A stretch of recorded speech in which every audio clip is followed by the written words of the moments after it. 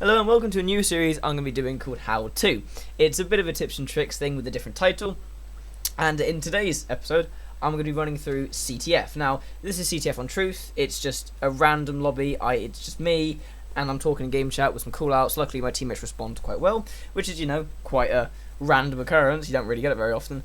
And I tend to play support and objective, as most people in just searching by themselves and multiplayer will have to play Slayer. They fight over camo, which is quite funny. So yeah, that's it really. Make some good plays. I'm going to run it down in the game so I can tell you what not to do and what to do, and show you some bad plays and good plays. Right.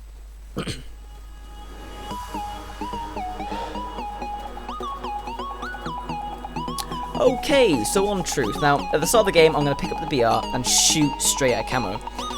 Really important, because if you can grab that camo at the start of the game, you have a huge advantage.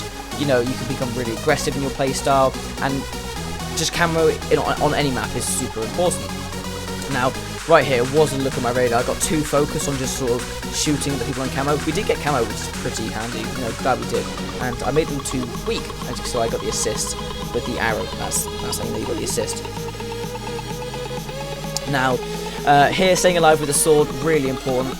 Sort of weapon handling, but just for no apparent reason. Put some shots on a guy on blue too. And right here, I'm looking for people to shoot at. Even though I'm trying to stay alive, I'm constantly trying to fight people. Get the first kill, put shots on this guy, and back out because I know I'm going to lose it. Come around the corner, pull out the sword. This is actually a pretty good play.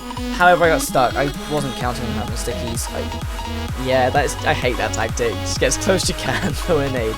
It does make me quite salty. Now, in CTF, people don't realise how important staying alive is. Wasn't too much an issue in Slayer in previous Halos because the respawn time was sort of 3 seconds.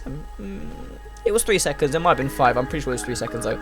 And staying alive wasn't too much of an issue. In Team Slayer, yeah, obviously that's how the enemy team got points, but you didn't have downtime in Team Slayer. Whereas in every game type in this, you do. Now, this is just a huge thing in CTF, because if you die in CTF, that's 8 seconds where you can't do anything. You can't shoot people, you can't put people weak, you can't help your teammates, and you can't even pull a flag, obviously, because you're dead. So that is 8 seconds of downtime. Now, if the entire enemy team kills all 4 players, chances are they didn't do it at the same time, right? So we're sort of looking at 4, maybe 5 seconds where they can move anywhere and do whatever they want. And especially on maps like Truth, you're going to have a hard time, especially if all your team dies. That's it. They're all on your spawn, and they're going to swarm you and absolutely decimate you. And once they've killed you all twice, they probably cap the flag. It's kind of hard to pull it back once it's sort of top mid and you've got a decent team against you. So this is why you want to just stay alive. Right here, as you can see, I'm trying to stay alive, not get engaged in too many awkward fights. Now, again, I timed the camo. To time camo, it's just 2 minutes. So as soon as the camo is activated, you just take 2 minutes off the current game time, and that is the next camo. And you want to make sure you do that every time, because it is really important. Also, acts for OS as well. So I'll run that down in a different video. But here, I'm putting shots on the flag. They do reset it, and I think they reset this next flag I try and go for. But I try and help my team out as much as possible. Now, you would normally see me flag juggle, and what I mean by that is that you just run, jump, pick up the flag, jump, let go of the flag, sprint, jump, just sort of flag juggle as you normally would. But in this game, camo is slightly effective on the flag. So if you remember in previous Halos, if someone had camo, you would just see this floating flag going across the map, which is quite funny. But in this, it doesn't affect it as much as the character itself. More, it just has this sort of bubble effect on it, so you can't really see it too much. If you're cross map, you won't see it, but if you're close, it's kind of a given. Here I'm trying to get as many kills as I can, just so it makes my journey across the map easier, right?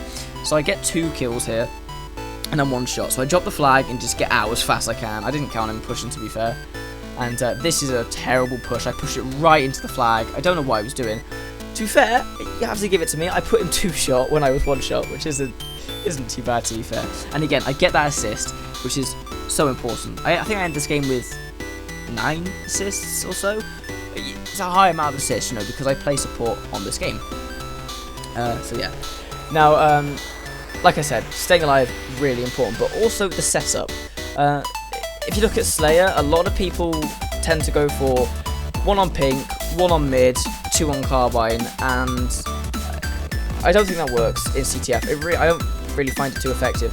I like to go one person on base, who will then put shots on camo, who will put shots on their base, you know, and on the bends. One person on mids, and one person on carbine. Now, the mid's a bit strange, I guess, for CTF because you kind of get shot from everywhere.